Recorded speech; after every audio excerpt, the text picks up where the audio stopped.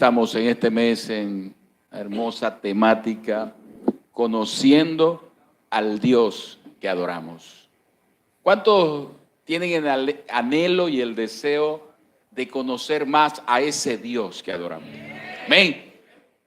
Porque, como dice la palabra, el que comenzó en nosotros la buena obra la perfeccionará hasta el día de su venida. Y necesitamos conocerle más.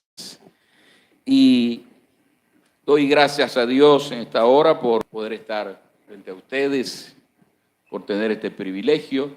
Gracias a los pastores Vargas por darme la honra.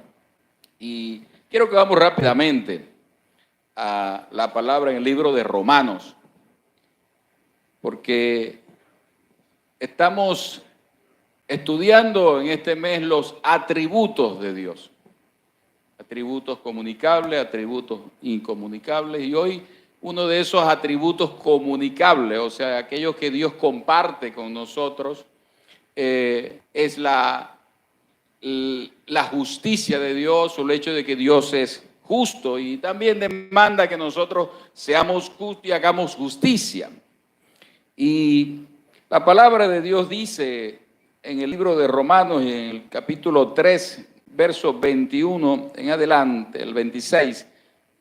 Pero ahora, aparte de la ley, se ha manifestado la justicia de Dios, testificada por la ley y por los profetas. La justicia de Dios por medio de la fe en Jesucristo, para todos los que creen en Él, porque no hay diferencia. No hay diferencia. Por cuanto todos pecaron y están destituidos de la gloria de Dios, siendo justificados gratuitamente por su gracia, mediante la redención que es en Cristo Jesús, a quien Dios puso como propiciación por medio de la fe en su sangre, para manifestar su justicia a causa de haber pasado por altos en su paciencia los pecados pasados, con la mira de manifestar en este tiempo su justicia, a fin de que Él sea el justo y el que justifica al que es de la fe de Jesús. Amén. Puede inclinar su rostro, por favor. Amado Padre Celestial, gracias por tu palabra. Ella es viva y eficaz y penetra hasta lo más profundo, los tuétanos, los huesos. Ella discierne los pensamientos del alma y las intenciones del corazón. Oh Dios, te pido en el nombre que es sobre todo nombre en esta hora, que sea tu palabra ministrándonos, que seas tú hablándonos a través de tu palabra, oh Dios, y que tú puedas fortalecer, restaurar, reconfortar. Tú puedas, oh Dios de la gloria, hacer en nuestras vidas en este día tu obra milagrosa. En el nombre de Jesús. Amén. Amén. He titulado esta reflexión, esta palabra de hoy, Jesucristo es la justicia de Dios. Jesucristo es la justicia de Dios. ¿Y qué nos está enseñando el apóstol Pablo? ¿Qué nos está trayendo a memoria? ¿Qué nos está recordando en esta palabra? Y debemos ver primeramente que el libro de Romanos fue escrito a un pueblo donde habían judíos y habían gentiles. Y los judíos, por supuesto, convertidos, traían cosas que a ellos los llevaba quizás a pensar todavía que había algo de mérito para obtener la salvación o la justificación de los pecados, el hecho de las obras de la ley. Y el apóstol Pablo necesita aclarar esto de que la salvación y la justificación no es por obra, ni es por la ley. Y aclara, entre tantas cosas, que no es que la ley esté invalidada o que no sea necesaria, pero que la ley vino para sacar a la luz el pecado. Porque donde no hay ley, no se inculpa de pecado. ¿Ven? Entonces, uno de los atributos de Dios que vamos a ver hoy a través de esta palabra es que Dios es justo. ¿Ven? Y la justicia es una forma de vida que refleja el carácter de Dios. Es su carácter, es su esencia. Él es justo. Y Dios es justo en el trato con sus criaturas, o sea que es recto, que es bueno para con sus criaturas, para aquellos que Él ha creado y que ha redimido. Y como Dios es justo, entonces quiere decir esto que Dios hace justicia. Y quería analizar, antes de entrar en el tema de la justificación, porque esto nos lleva a que si Él hace justicia, entonces ese acto de justicia de Dios, principalmente para perdonar nuestros pecados, se llama la justificación, la doctrina de la justificación. Pero también puede referirse a que Dios hace justicia con aquellos que de alguna manera reciben lo contrario. Jehová, dice el Salmo 103, 6, Jehová es el que hace justicia y derecho a todos los que padecen violencia. Todos nosotros de alguna manera hemos sido víctimas de injusticia, ¿sí o no? Injusticia quizás en el trabajo, injusticia de tantas maneras que se puede presentar. A alguien le prestamos un dinero y justamente se quedó con ello y no lo devolvió. A alguno de nosotros, o quizás muchos de aquí, hemos atravesado por de pronto el robo de un vehículo injustamente. Pero Dios dice en su palabra, por eso es que dice que dejemos la venganza a Él. Y Él dice, mía es la venganza, yo daré el pago. Cuando tomamos la venganza por nuestras propias manos, entonces vamos de alguna manera a meternos en problemas con Dios. Pero cuando le dejamos en la venganza, Él no falla. Su justicia se va a manifestar en favor nuestro y en contra de aquellos que hicieron injusticia. Ahora bien, ¿qué es la justificación? La justificación por fe es la verdad fundamental de la provisión de Dios para los pecadores culpables y perdidos. Esto no es para los santos, no es para los perfectos, para los que creen que no necesitan a Dios, para los que creen que son muy buenos, no. Para aquellos que son pecadores, culpables y perdidos.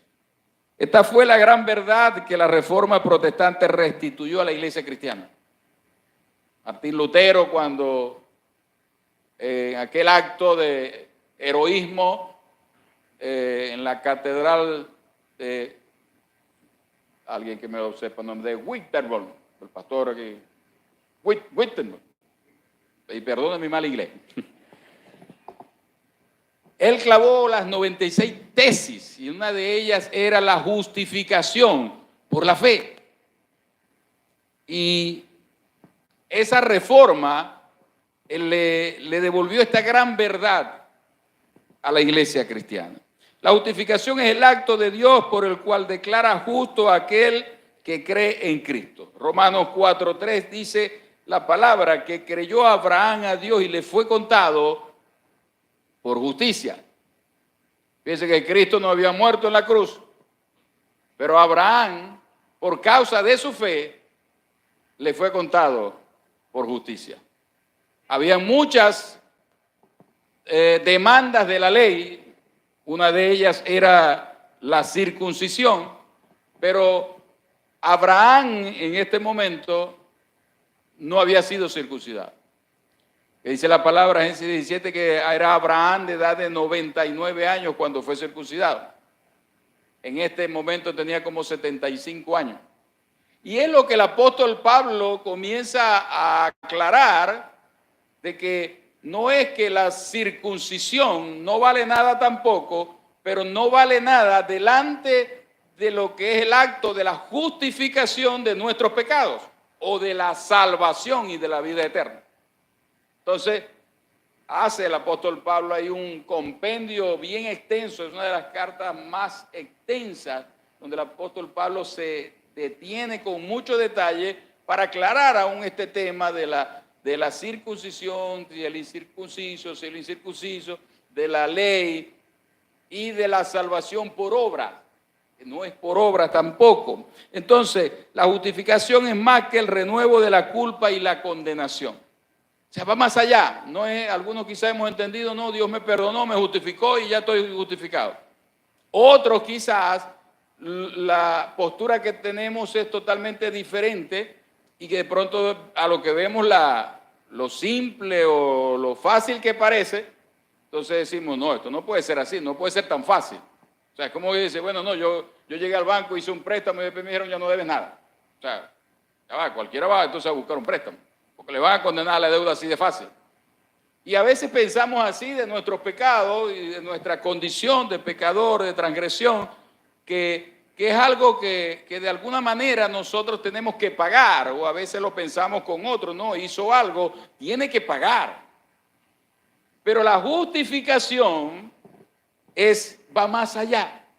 Y para entender esto a profundidad y cabalmente, para que podamos conocer a Dios a través de sus atributos, necesitamos entender bien la doctrina de la justificación.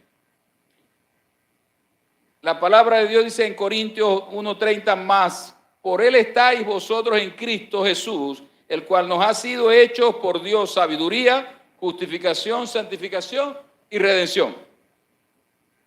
Corintios 5:21 dice, al que no conoció pecado, por nosotros lo hizo pecado. Al que no conoció pecado, por nosotros lo hizo pecado, para que nosotros fuésemos hechos justicia de Dios en él. La justificación libera al pecador de la ira de Dios y lo acepta como justo. La palabra dice que la paga del pecado es muerte. Y como consecuencia, el apóstol Pablo está diciendo, porque no hay diferencia, por cuanto todos pecaron y están destituidos de la gloria de Dios. O sea, todos de alguna manera necesitamos venir a Cristo por la fe para obtener el perdón de nuestro pecado y reconciliarnos con Dios. Estábamos separados de Dios. Con relación a la justificación, Dios Padre es juez, Cristo es el abogado. Dice que si alguno ha pecado, abogado tenemos cara con el Padre, a Jesucristo el justo. Pero fíjense que el apóstol Pablo, y algo importante entender de la palabra justificación, que la palabra justificación tiene que ver con un término legal, es un término forense. O sea, el apóstol Pablo tenía en mente, cuando estaba hablando de esto, tenía en mente quizás era un tribunal. Es algo legal. ¿Y por qué necesitamos entender esto desde este punto de vista? Porque delante de Dios, cuando usted viene delante de Dios en oración, usted tiene que estar convencido, seguro, tener certeza que sus pecados han sido perdonados. Que nada se interpone entre usted y su Dios, que tenemos libre entrada al lugar santísimo y hallaremos gracia para el oportuno socorro. Pero cuando usted viene delante del enemigo, porque es que hay gente que no diferencia cuando yo vengo delante de Dios y cuando vengo delante del enemigo. Cuando vengo delante de Dios, tengo que saber que yo soy justificado, que soy amado, que soy redimido, que soy perdonado, que soy hijo de Dios, que soy nueva criatura. Y esto me da una posición delante de Dios. Pero cuando vengo delante del enemigo, necesito saber que he sido justificado, que tengo una legalidad de parte de Dios y poder decir, yo tengo la autoridad que Dios me ha dado y ahora Satanás te reprendo en el nombre de Jesús. ¿Sí me doy a entender?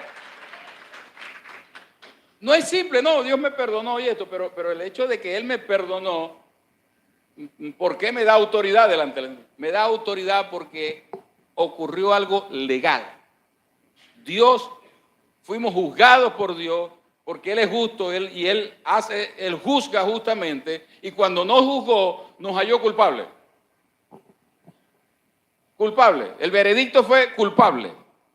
Entonces, en la expiación, es santificación o pago. El arrepentimiento es convicción, y de ahí la importancia de esta palabra arrepentimiento, porque lo que nos enlaza en sí con la gracia de Dios y con la justificación es el arrepentimiento para poder tener perdón de pecado. El testimonio del Espíritu es de perdón. La vida cristiana es obediencia y su perfección es el cumplimiento de la ley de justicia. Nosotros complicamos mucho la vida cristiana, ¿verdad? Pero es así, es sencillo. Fíjate que dice Miqueas: oh hombre, Él te ha declarado lo que es bueno, ¿y qué pide Jehová de ti? Hacer justicia, amar misericordia y humillarte ante tu Dios. Como Santiago, que dice: la religión sin mácula y sin mancha delante de Dios es visitar a los huérfanos y a las viudas y guardarte sin mancha del mundo. Amén. Ahora bien, porque la otra cosa es que la palabra justificación es un término forense. Un médico forense o un abogado forense son aquellos que determinan de qué murió una persona. Y de ahí, por supuesto, determina la culpabilidad. Entonces, lo que necesitamos entender el término, porque de allí deriva de que entonces nos veamos como la palabra nos ve primero, que Él no nos viene a mirar a nosotros como perdonados simplemente, no, sino que cuando nos mira y nos halla culpable. Ahora, ¿cuál es la gran noticia del Evangelio? Que como fuimos hallados culpables, no había manera de que nosotros pagáramos el precio para ser redimidos, y fuimos comprados por precio de sangre. Cuando Dios nos mira a través de su Hijo Jesucristo. A su nombre, gloria. Entonces quiero ir rápidamente a dos puntos: efectos de la justificación y los medios o el medio de la justificación. Y efectos de la justificación es perdón o remisión de pecado. ¿Sabéis pues esto, varones hermanos? Por medio de él se os anuncia perdón de pecado, y que de todo aquello de que por la ley de Moisés no pudiste ser justificado, en él es justificado todo aquel que cree. En quien tenemos redención por su sangre, el perdón de pecados según la riqueza de su gracia. Es por gracia, no lo merecíamos. Colosenses dice: y a vosotros, estando muertos de pecado y en la circuncisión de vuestra carne, os dio vida juntamente con él, perdonándoos todos los pecados. ¿Cuántos pecados? ¿O cuáles? Todos. No excluyó nada. Por eso es que cuando él está en la cruz, ante de Pilato dice: consumado es. Y el velo del templo se rasgó. O sea, el precio fue pagado, fue saldada la deuda que tú y yo teníamos con el Padre, y entonces, en vez de que la ira de Dios se desate sobre nuestras vidas, se desata sobre nuestra vida la gracia, el perdón y la misericordia de Dios por Jesucristo. A su nombre, gloria. Y os dio vida juntamente, perdonando todos los pecados, anulando el acta de los decretos que había contra nosotros, que nos era contraria, quitándola en medio y clavándola en la cruz. Cuando Lisandro conoció al Señor, cuando vino delante de Dios, vino y se leyó un acta. Había un acta que era contraria, que decía: mentira, adulterio, pecado, avaricia, egoísmo, vanagloria, y pare de contar. Es una lista larga. Había un acta que nos era contraria, pero dice la palabra que él la anuló, anulando el acta de los decretos que había contra nosotros. O sea, literalmente podemos pensar en que se estaba haciendo un juicio, pero que en ese juicio, entonces, no pudiendo pagar nosotros el rescate, hubo alguien que pagó el precio. Jesucristo, viniendo a la cruz por nosotros. Si quiere aplaudirle, hágalo fuerte si es para él. Y entonces ahora en Cristo, cuando buscamos esa acta, el apóstol Pedro dijo: mas vosotros sois real sacerdocio, nación santa, pueblo escogido por Dios, para que anunciéis las virtudes de aquel que os llamó del reino de las tinieblas a su luz admirable. Eso es maravilloso. Tú y yo tenemos propósitos en Dios, que anunciemos las maravillas de aquel que nos llamó, de aquel que nos perdonó. Necesitamos anunciar el evangelio de la gracia. Hay otro punto aquí para entender un poco más lo que es la justificación. Porque no se trata simplemente de que obtuve perdón. Porque hay muchos que dicen, no, yo soy pecador arrepentido, yo soy un exconvicto, y el que sale de la cárcel termina siendo un expresidiario toda su vida. Pero hay algo que se llama un indulto presidencial en las leyes de una nación. Y lo tremendo de esto es que cuando hay un indulto presidencial por un delito cometido, pero que el presidente le dio un indulto, ¿sabe qué sucede? Todo el expediente desaparece. Cuando van a averiguar los antecedentes de esa persona, no hay nada que lo incrimine, no hay nada que recuerde lo que pasó, porque el presidente le dio un indulto. Ahora, si eso lo puede hacer un presidente, ¿cuánto más el Rey de Reyes y Señor de Señores, el Padre de las Luces, el Todopoderoso, podrá borrar por completo el pecado? A su nombre, gloria. Y rápidamente el método de la justificación, Pablo está diciendo que no es por obra. La justificación no es por obra. También está diciendo que la justificación no es por guardar la ley. La justificación es por el don de la gracia de Dios. Siendo justificado, dice Romanos 3:24, gratuitamente por su gracia, mediante la redención que es en Cristo Jesús. Es el medio de la justificación. Y hay algo importante, hermano. Cuando usted se mete a profundidad en este tema y entiende lo que es la justificación, qué ocurrió, legalmente qué fue lo que ocurrió, porque yo merecía el castigo, yo merecía haber ido a la cruz y me dijeron, no hay castigo para ti porque hay alguien que está dispuesto a ir a la cruz por ti. No es un motivo suficiente de agradecer a Dios, de servirle a Dios, de creer en Él, de vivir en Él, porque aunque era a nosotros que nos tocaba pagar el alto precio, Él pagó el precio por nosotros, porque Él sabía que nosotros no podíamos pagar el precio. En palabras del doctor Arthur Pink, teólogo y pastor, dice, la gracia es la provisión para los hombres tan caídos que no se pueden ayudar a sí mismos, tan corruptos que no pueden cambiar su naturaleza, tan adversos a Dios que no pueden volver a Él, tan ciegos que no le pueden ver, tan sordos que no le pueden oír, tan muertos que Dios mismo tiene que abrir las tumbas y resucitarlos. La justificación es por el medio del sacrificio sustitutivo de Cristo. El apóstol Pedro dijo, quien llevó él mismo nuestros pecados en su cuerpo sobre el madero, para que nosotros, estando muertos a los pecados, vivamos a la justicia, y por cuya herida fuiste sanado.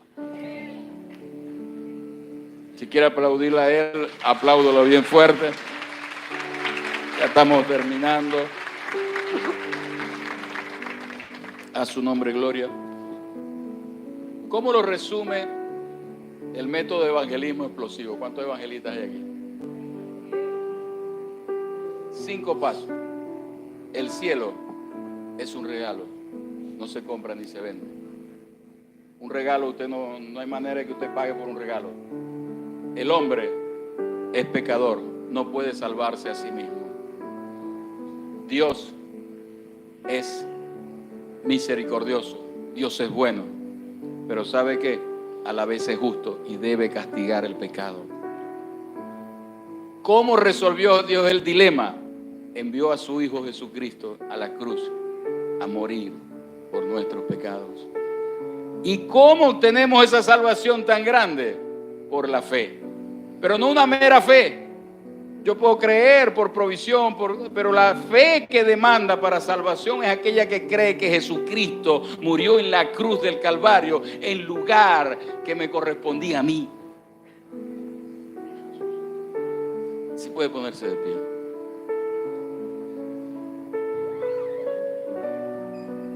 Quiero finalizar con esto, porque realmente yo llegué a comprender el tema de la justificación cuando yo escuché esta anécdota. Una anécdota de los tiempos de la esclavitud en los Estados Unidos, cuando existía la esclavitud. Se daba lo que era la subasta de esclavos. Y en un podio, en una tarima, llevaban a los esclavos y los exhibían y comenzaban la subasta. Por esa ciudad en ese momento estaba pasando un hombre adinerado. Él observa cuando están sacando los esclavos y fija su mirada en una particular, en una esclava. Esta mujer se veía con dolor, con rencor, con desánimo, triste. Era comprensible. Y aquella imagen quedó en él. Y este hombre, siguiendo de camino, esa imagen no se borraba. Este hombre decidió volver, decidió regresar. Y en el momento que están haciendo la subasta, esperó que le tocara a esta esclava. Y él comenzó lo que llaman la puja. ¿Cuánto vale 1,000? Yo doy 2,000. 3,000, yo doy 4,000. 10,000, yo doy 20,000. Y el hombre fue en la puja hasta que dijeron nadie más. El señor gana la subasta y es acreedor de esta esclava. Sube al podio donde iban a entregar el certificado legal, porque cuando entendemos que esto tiene que ver con algo legal, es donde vamos a terminar entendiendo lo que es la justificación. Y cuando a este hombre le entregan el certificado, él se para frente a la esclava y ella, llena de rencor, su corazón herido, dolido, ella escupe la cara de este hombre. Escupe la cara y le da unas palabras despectivas. Y este hombre, que estaba determinado, simplemente sacó su pañuelo, limpió su rostro. Porque quizás cuántos de nosotros le escupimos el rostro a Jesús. Y